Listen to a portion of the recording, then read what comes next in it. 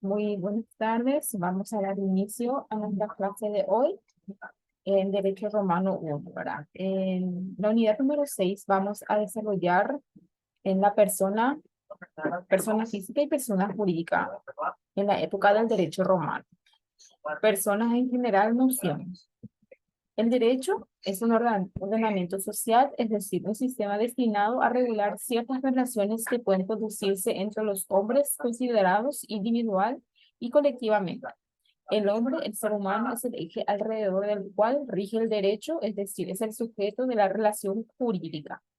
Ahora bien, todo ente humano, individual o colectivo al que el ordenamiento jurídico reconoce aptitud para adquirir derechos y contraer obligaciones se llama sujeto de derecho. Desde el punto de vista jurídico, ese sujeto dotado de capacidad jurídica se llama persona. De allí nace la clasificación fundamental de las personas, que pueden ser personas físicas o persona individual, o persona ideal o colectiva, como las asociaciones y corporaciones. El derecho romano, no todas las personas son sujetos de derecho, pues los esclavos considerados personas en el sentido de hombre, ser humano, no tenían capacidad jurídica y eran tratados como cosas. En efecto, Gallo dice en sus institutas, ciertamente la primera división del derecho de personas es esta. Todos los hombres son libres o son esclavos, donde pueden ver también que los límites personas y hombres son sinónimos, lo cual nos aclara la diferencia existente entre el concepto actual de persona explicado al comienzo y el que daba los romanos a la misma palabra. La palabra persona proviene de la misma palabra latina que servía para designar a la máscara que usaban los actores en el teatro en cada una de sus representaciones. Por traslación de la vida, ha venido a significar el papel que desempeña el hombre en la vida social. El derecho romano clásico y aún en el justiniano, el concepto de persona no se identifica con el concepto de sujeto de derecho, ni en la capacidad. Para los romanos, la persona es el hombre, ser humano, aun cuando no se ajuste de derecho, como el esclavo por haberle negado el ordenamiento jurídico, toda capacidad jurídica o aptitud para adquirir derechos o contraer obligaciones. Para los romanos, la persona física es la persona jurídica individual. Muy bien, en esta primera parte, él nos explica a qué los romanos le llamaban persona. ¿Entienden? La persona física es la actitud que tenían las personas para adquirir derechos y contraer obligaciones dentro de la sociedad en donde habita, ¿verdad? Esa es la persona física. Y la persona ideal o colectiva, que son las fundaciones o asociaciones, también tienen esa capacidad de adquirir derechos y contraer obligaciones, pero para cumplir sus fines. Esta es la diferencia que más adelante vamos a leer otra vez, ¿verdad? La clasificación de las personas físicas. Para que el ser humano exista como persona para el derecho, decían los romanos que eran necesarias tres condiciones: que haya nacido, es decir, que el individuo sea completamente separado del claustro materno para que, como dicen los fuentes romanas, mientras el nascitorius no se ha desprendido del vientre de la madre, no constituye un ser vivo, sino que sigue siendo una porción de la mujer. Que el nacimiento se haya producido con vida, aunque este haya durado solo unos instantes, la prueba del nacimiento con vida corresponde a aquel a quien interese de demostrar el nacimiento. Sobre este punto, los juristas no se pusieron de acuerdo. Los proculeyanos sostenían que para acreditar que el individuo haya nacido con vida es necesario probar que habla, el mismo haya emitido un grito. Los sabinianos afirmaron que basta cualquier signo de vida, con la respiración o un simple movimiento. El nacimiento tenga las formas normales y corrientes del ser humano. Esto equivale a decir que no se reconocería el carácter de persona, es decir, de hombre, a los monstruos. O sea que son tres condiciones que tenían que reunir las personas que nacían para que se puedan considerar personas que hayan nacido con vida por lo menos un instante y que tengan las características físicas de un ser humano o de una persona. Bueno, esas son las personas físicas. Comienzo de su existencia. El nacimiento con vida. Determinar al comienzo de la personalidad jurídica y al contrario, al que nació, no le considera nacido al procreado. Un solo momento de vida después de producirse la separación del cuerpo de la madre era suficiente, aunque enseguida ocurriera la muerte. Si bien es cierto que los romanos fijaron el comienzo de la personalidad jurídica en el hecho real del nacimiento con vida, también se procura de proteger la existencia del concebido, nascitutes, y sus derechos. En cuando los primeros se suspendía la pena de muerte en caso de que la mujer estuviese embarazada hasta que se produjera el alumbramiento. Además, prohibía el aborto producido por la misma mujer o por un tercero. Para la protección de sus derechos, los romanos llegaron a reconocer cierta capacidad jurídica al ser concebido, pero todavía no nacido, considerándolo como ya existente entre las cosas de la naturaleza. Para cumplir la posibilidad del concebido nasciturus, que pueda tener derechos sin ser aún personal, los romanos recurrían a una ficción en virtud del cual se consideraba que la adquisición de esos derechos estaba subordinado a la condición del nacimiento con vida. Para asegurar la protección de ese derecho, la ley autoriza a la madre a solicitar del magistrado el nombramiento de un curador ventris, quien se encargaba del cuidado y de los intereses del concebido hasta su nacimiento. Ejemplo, a los efectos de reconocerle los derechos hereditarios en la sucesión del pater familia para los hijos póstumos, que son los concebidos pero aún no nacidos al momento del fallecimiento del padre. Así comienza el nacimiento con vida, en donde en esa época en Roma se establecían ciertas reglas a las mujeres embarazadas. Capacidad de derecho y de hecho, límites en el ejercicio de la capacidad jurídica. La capacidad jurídica o capacidad de derecho es la actitud para adquirir derechos y contraer obligaciones que pueden tener una persona. Ese estábamos hablando, ese es la persona física, ¿verdad? La capacidad jurídica puede ser limitada en cuanto a su ejercicio y en sentido se distingue la capacidad de obrar y de hecho. Se puede tener la capacidad jurídica íntegra y no poder, sin embargo, ejercer sus derechos de un modo total o parcial.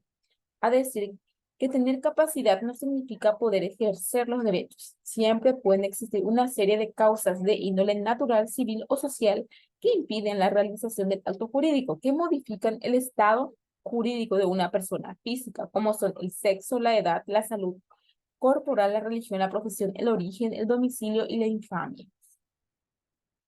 Estos límites eran de la siguiente manera en el derecho romano. ¿Qué nos quiere decir en esa primera parte? Que la persona física es la actitud es la actitud para adquirir derechos y contraer obligaciones, ¿verdad? Eso es la persona física jurídica. Pero acá nos explica que hay ciertos factores que pueden limitar esa capacidad jurídica, ¿verdad? Que puede ser por el sexo, la edad, la salud corporal, la religión, la profesión, el origen, el domicilio y la infamia. Y ahora vamos a explicar cada uno de ellos, ¿verdad? Estas limitaciones eran de la siguiente manera en el derecho romano. El sexo. La mujer era considerada débil por su sexo e ignorante de la cosa. Dependían del poder de otro que podían ser su padre, su marido, una tutela perpetua. Desde el fin de la rea e inicio a una etapa de emancipación de la mujer, aunque existían diferencias con el hombre. La mujer estaba incapacitada para el ejercicio de los derechos políticos, no podían ser tutora, no podían ejercer la patria potestad sobre sus hijos, no podrían figurar como testigos en un testamento, no podrían representar a una persona en un juicio, ni acusar criminalmente. Fue necesario llegar a una época muy avanzada para que la mujer adquiriera todos los derechos y, y ser iguales al hombre en lo jurídico y en lo político. Se le reconocieron, sin embargo, algunos privilegios, como ser la pubertad antes que el varón, y en ciertos casos podían alegar ignorancia del conocimiento del derecho. En cuanto al sexo, referente a la persona física, de acuerdo a la capacidad jurídica, ¿verdad? que las mujeres en la época romana eran muy limitados, prácticamente no tenían derechos para nada, ni para heredar prácticamente. Pero con el tiempo eso fue mejorando, ¿verdad? Con la revolución industrial, ustedes que van a hablar derecho internacional, derecho humano, ¿verdad? Van a estudiar mucho esa historia, cómo el derecho romano fue evolucionando, ¿verdad?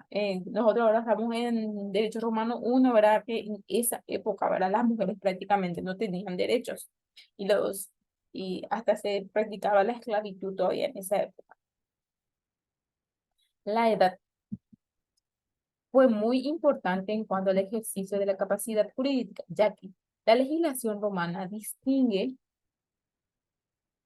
desde un comienzo a los púberes de los impúberes. Los que habían alcanzado el desarrollo físico pleno eran púberes y se les reconocía capacidad jurídica. Por el contrario, los impúberes eran incapaces.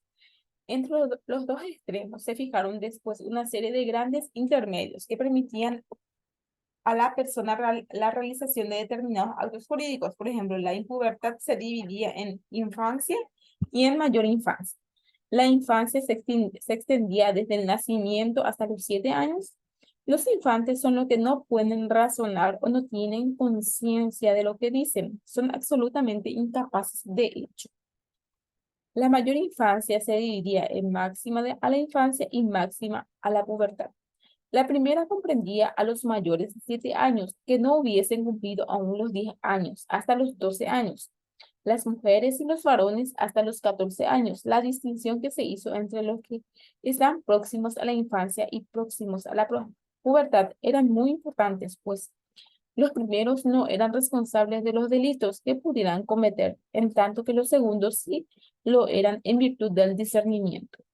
La pubertad, que suponía la plenitud sexual, se determinaba en los varones en primeros tiempos mediante la inspectum corporis, caso por caso, pero en la mujer se señaló desde un principio la edad de 12 años. Posteriormente, luego de una larga polémica entre Sabiniano y Proculellanos, al varón se le señaló a la edad de los 14 años. Al principio se admitió en Roma que el puber tenía plena capacidad de obrar, lo que traía como consecuencia la sensación de la tutela, circunstancia que muchas veces ponía en peligro los intereses del menor. Por eso, hacia el fin de la República se adoptaron diversas medidas para protegerlo contra su propia experiencia, que terminaron en el establecimiento de la cura minerum, en virtud del cual se le hizo asistir en los asuntos públicos por medio de un curador hasta que cumpliese los 25 años de edad, en que se alcanzaba la mayoría de edad, con la cual se alcanzaba la plena capacidad jurídica de obrar. Terminaba en consecuencia la curatela o asistencia del curador. En esta etapa, en la edad, explica cómo en Roma, ¿verdad? Se establecían las capacidades de las personas de acuerdo a su edad, ¿verdad? A los infantes, a los púberes, a los impúberes, ¿verdad? Que a las mujeres a los 12 años ya se lo consideraban ya con discernimiento y a los varones a los 14 años, ¿vale? Y nuestra legislación misma, por ejemplo, a partir de los 14 años ya son imputables los jóvenes, ya tienen ya discernimiento en el Código Penal. En cuanto al Código Civil, se establece todavía a partir de los 18 años. En cuanto a la salud, era también un factor que tuvieran en cuenta los romanos para el ejercicio de la capacidad jurídica. El mundo y el sordo no podían ser testigos en los testamentos y el ciego para testar perdón, el mudo y el sordo no podían ser testigos en el testamento y el ciego para testar debía realizar mayores solemnidades que los normales. Los castrados y los impotentes por defectos orgánicos no podían casarse. Los locos, furiosos, podían ejercer sus derechos en los momentos de lucidez. Los idiotas o subdesarrollados eran equiparados a los infantes y por lo tanto considerados absolutamente incapaces. Por eso se les designaba un tutor o curador. En cuanto a los pródigos, quienes dilapidaban locamente sus bienes, eran considerados como infantes mayores próximos a la pubertad. nombrándoseles un curador para la administración de sus bienes. En cuanto a la salud mental, ¿verdad? Acá súper bien detalla, ¿verdad? Cómo se procedía en esos casos, ¿verdad? Cómo la ley establecía el procedimiento.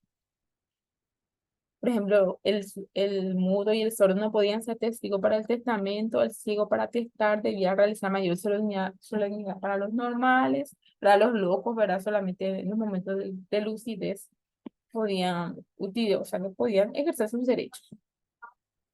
En cuanto a la religión,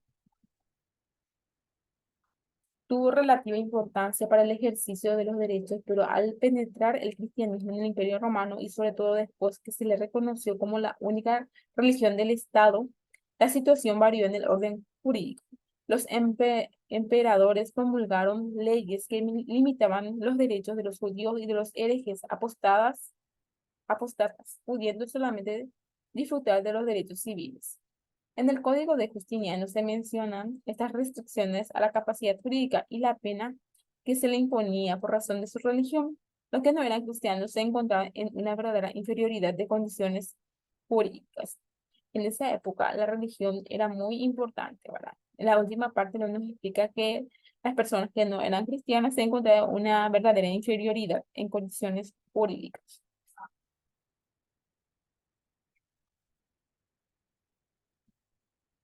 La condición social. La profesión de las personas influyó también en el derecho romano. Así tenemos que la lucha entre patricios y plebeyos tenía como causa principal el monopolio de todos los cargos públicos y magistraturas. Además, a los plebeyos les estaba prohibido el casamiento con los patricios. Hasta la reforma que después se produjo, el ejercicio de un cargo público de pertenecer a una determinada profesión tuvo en Roma influencia sobre la capacidad jurídica para ampliar o restringirla. Ejemplo, los militares podían hacer testamentos sin recurrir en las formalidades de rigor. A los gobernantes de la provincia se les prohibió adquirir bienes en el lugar en que ejercían sus funciones, así como casarse con las mujeres de la localidad. A los senadores se les prohibía poseer naves y casarse con esclavos y libertas. Solo podían hacer con mujeres que hubiesen nacido y permanecido libres. Entonces, en la condición social se establecieron ciertas reglas en la época romana en donde los plebeyos tenían prohibido casarse con los patricios, ¿verdad?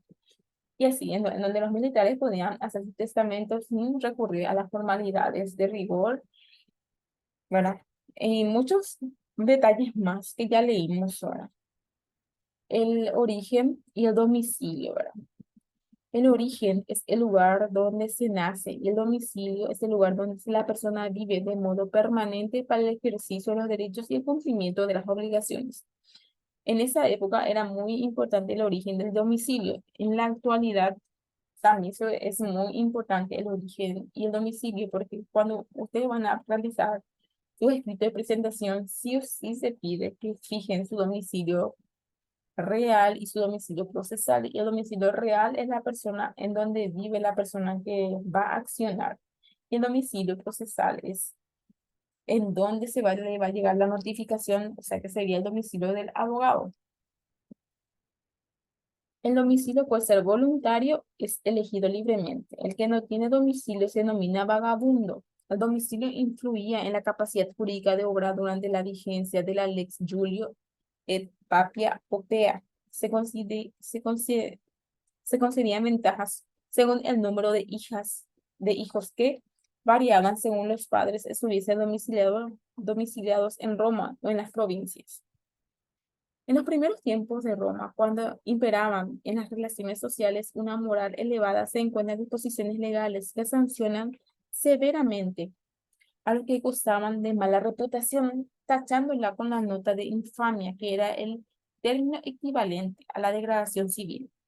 El tachado de infamia por su conducta social puede ser el condenado criminalmente, sea por robo, rapiña, injurias o dolo. Las mujeres adúlteras, el tutor o el curador deshonesto, los militares expulsados del ejército, los declarados en quiebra, los usureros, los vígamos y los que habían contraído dobles responsables. Ninguno de ellos podía ser testigos de actos solemnes, la cual constituía una penalidad si no se tenían en cuenta que el derecho unitario estaban integrados por actos jurídicos de esa naturaleza y las formalidades de los mismos.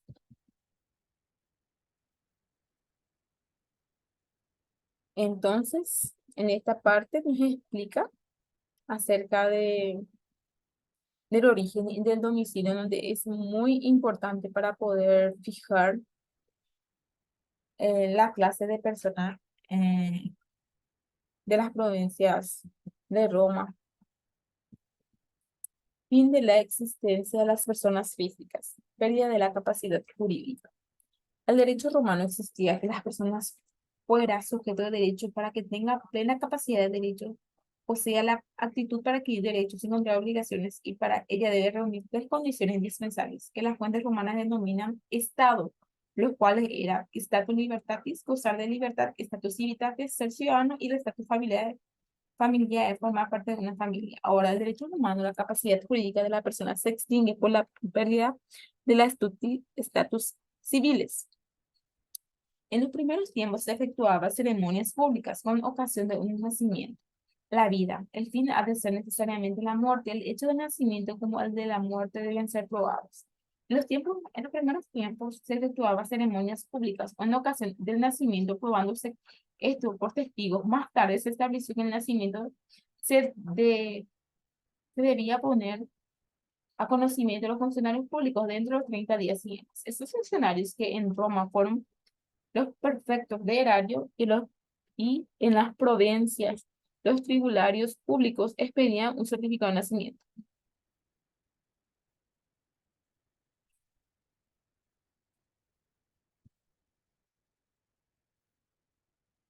Sin embargo,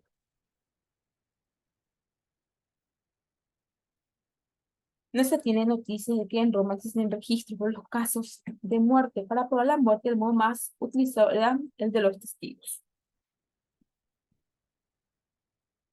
En la época clásica, cuando varias personas morían en un desastre como incendios, inundaciones, naufragios, etcétera, y no pudiendo probarse cuál de ellas falleció primero, se consideraban que todos murieron al mismo tiempo. Esto es debido a que la determinación de la muerte de una persona antes que otra era muy importante, pues ella decaía el derecho de sucesión.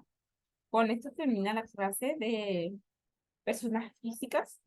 Ahora vamos a pasar a personas jurídicas o, o como la habíamos llamado primeramente, en persona ideal o colectiva.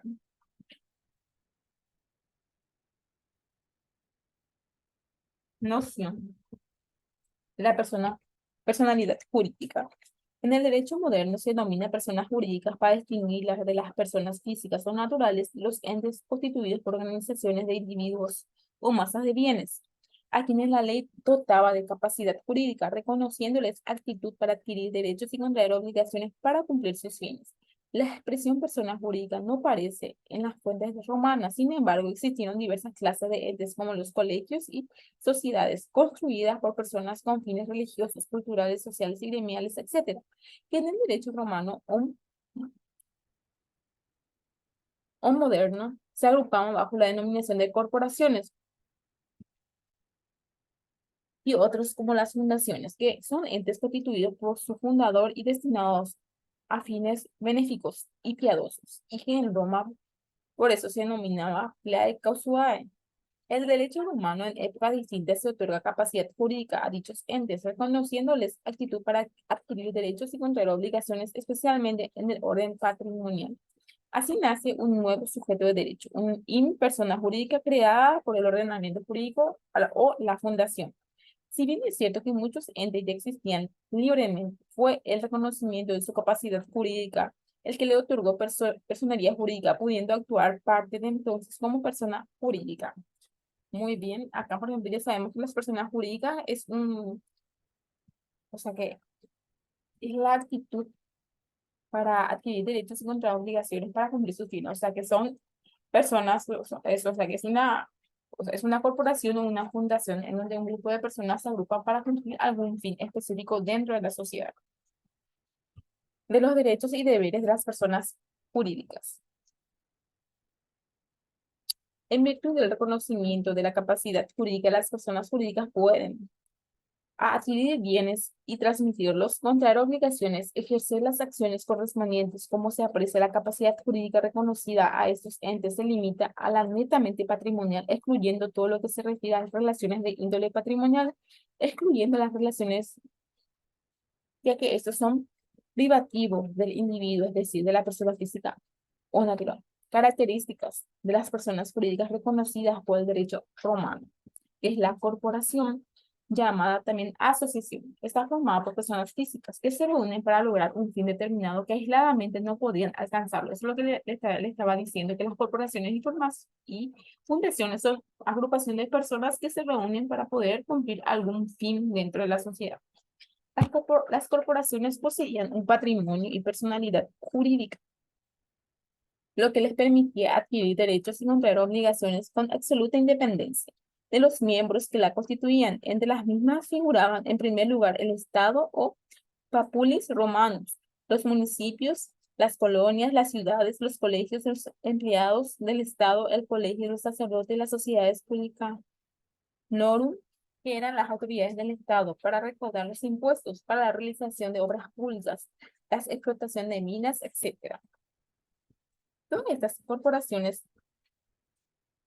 eran en todos los casos obran como órganos y en nombre del listado en rigor forman parte de la administración pública, pero también existían otras clases, como ser los sindicatos de ancianos, las hermandades profesionales y culturales, los colegios funeralicios que tenían por objeto procurar los servicios funerarios para integrar una de estas corporaciones que exilian tres miembros. Cada corporación se regía por sus propios estatutos, de lo que establecen la admisión, la duración de la entidad y principalmente los fines de su creación.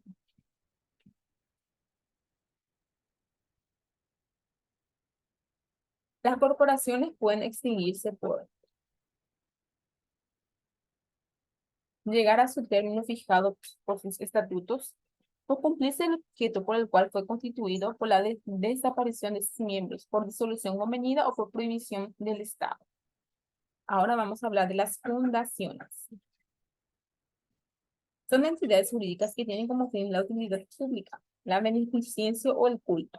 Recibe el nombre de Parca Suae por sus objetivos como ser los hospitales, asilos, legados para iglesias, etc. En tiempo del cristianismo adquirieron mayor relevancia y fueron reguladas especialmente.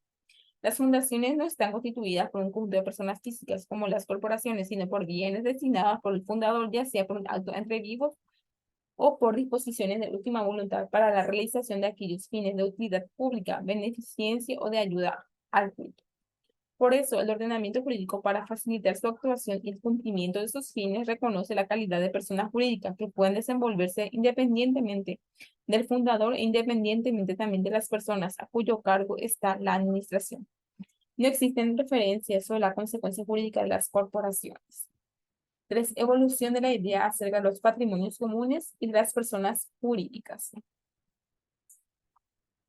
Las personas autorizadas tratadistas admiten que los primeros entes concebidos en Roma como lo que se llama personas jurídicas fueron los municipios, es decir, aquellas comunidades humanas que se mantuvieron libres hasta que fueron políticamente absorbidos por el Estado romano, para luego convertirse en ciudades de la época imperial. En efecto, como los municipios tienen sus bienes propios que forman un patrimonio común, pueden convertirse en acreedores o deudores y adquieren toda clase de bienes. El derecho antiguo los consideró como sujetos de derecho privado respecto a sus relaciones patrimoniales, donde actúan como personas jurídicas conforme a las siguientes reglas citadas por Ulpiano. Lo que se debe al municipio no se debe a sus miembros. No lo que deben sus miembros lo debe el municipio. Con esto se destaca la independencia que existe entre el patrimonio común de la entidad y el patrimonio de cada uno de sus miembros. Sobre esta base es que los romanos otorgaban también la condición de persona jurídica a otros entes como las corporaciones en general constituidas según los romanos a semejanza de los municipios.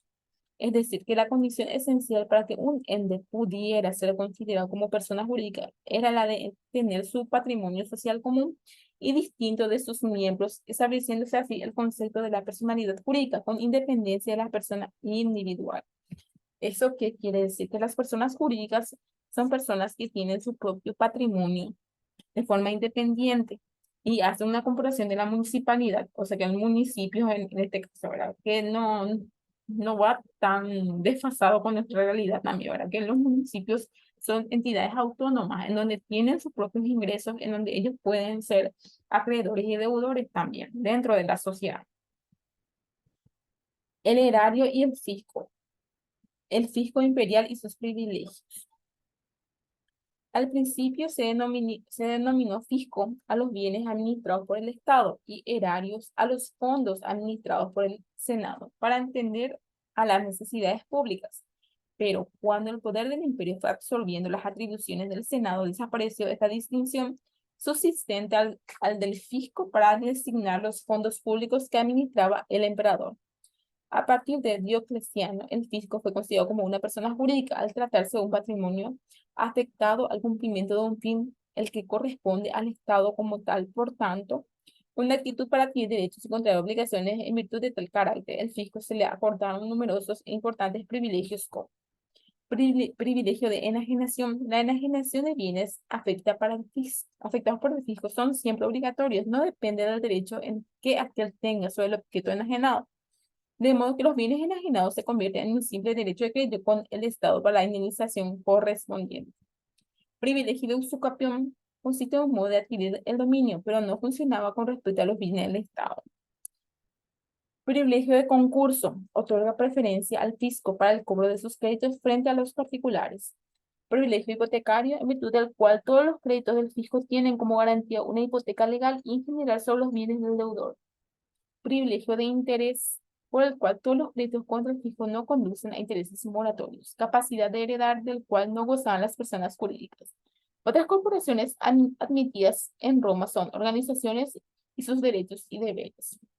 Bueno, en esta parte lo que nos explica es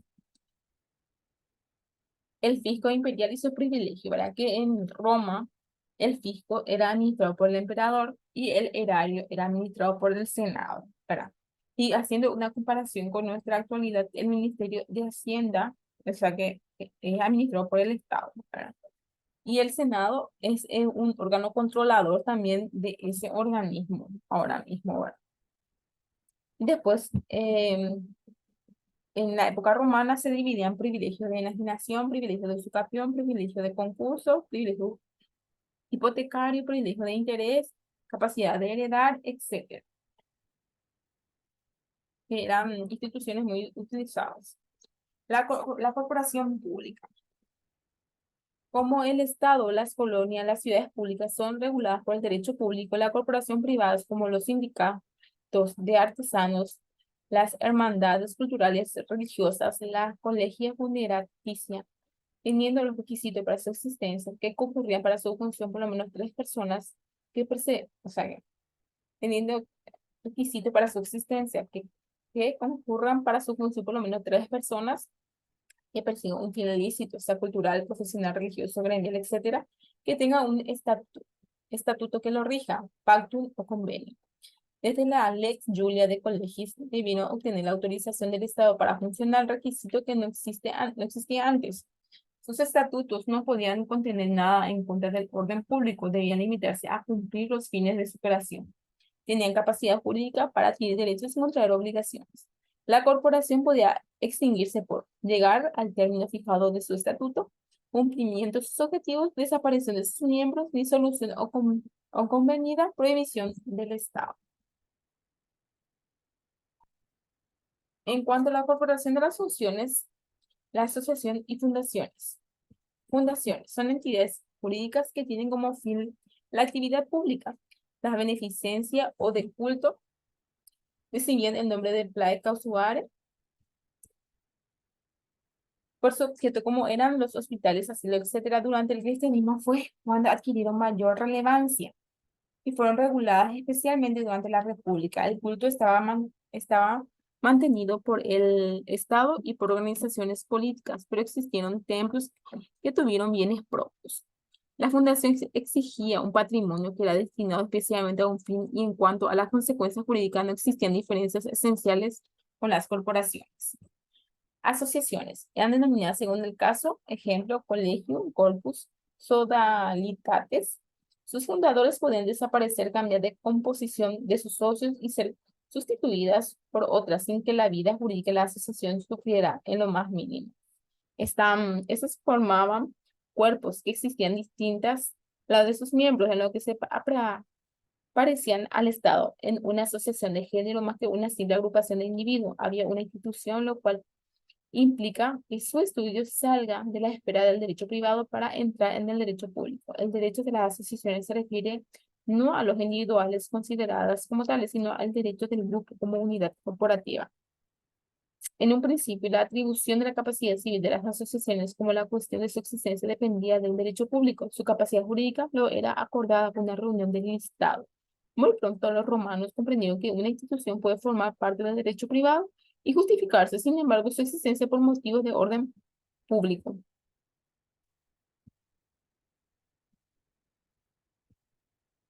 En el tercer siglo, los collegas militares fueron asimilados desde el punto de vista del ejército, de sus ejercicios de sus derechos patrimoniales a las personas que gozaban de capacidad, tal como está derivada del derecho común. Muy bien, las asociaciones entonces pertenecen tanto al derecho privado como al derecho público, que tienen un objetivo común, ¿vale?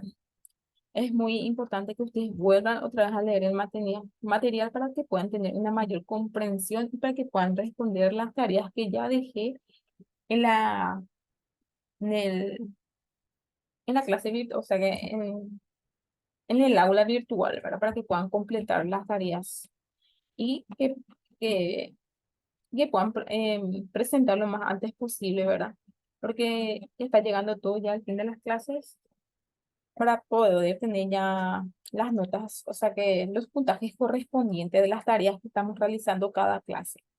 De mi parte, muchísimas gracias y nos vemos la próxima semana.